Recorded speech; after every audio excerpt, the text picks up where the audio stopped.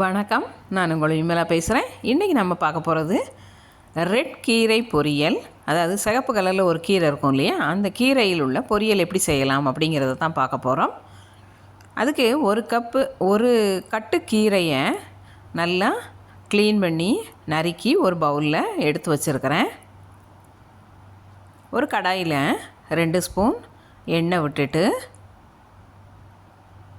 அதில் கடுகு, அப்புறம் காரத்துக்கு காஞ்ச மிளகா 1-2 கிள்ளி போட்டுக்கணும்.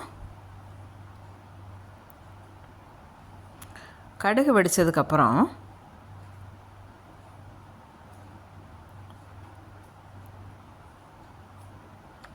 வெங்காயம் ஆட் பண்ணி அதை கொஞ்ச நேரம் நல்லா வதக்கணும்.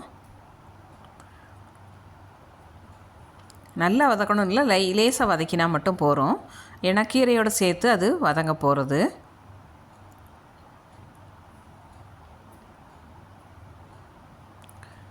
லேசாக வதங்கினதுக்கப்புறம் நம்ம கழுவி க்ளீன் பண்ணி வச்சுருக்கக்கூடிய அந்த கீரையை அதில் பாத்திரத்தில் ஆட் பண்ணணும், கடாயில். இப்போ பாருங்கள், கீரை இந்த பாத்திரத்தில் ஃபுல்லாக இருக்குது, அந்த சட்டியில், கடாயில். இது என்ன செய்யணும், நல்லா ஹை ஃப்ளேமில் கொஞ்சம் நேரம் மூடி வச்சிடணும். அப்புறம் கொஞ்சம் நேரத்துக்கு ஒருக்க எடுத்து அதை கிளறி விட்டுட்டே இருக்கணும். அந்த கீரையில் இருக்க தண்ணியே போதும், நீங்கள் தண்ணி எதுவும் ஆட் பண்ண தேவையில்லை.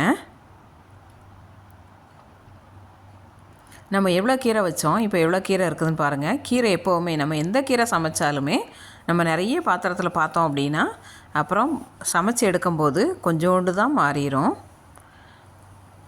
மறக்கக்கூடாது கிளறி விடுறதுக்கு, அப்பப்போ கிளறி விட்டுட்டே இருக்கணும். அப்போ தான் கீரை ஒன்று போல் வேகும்.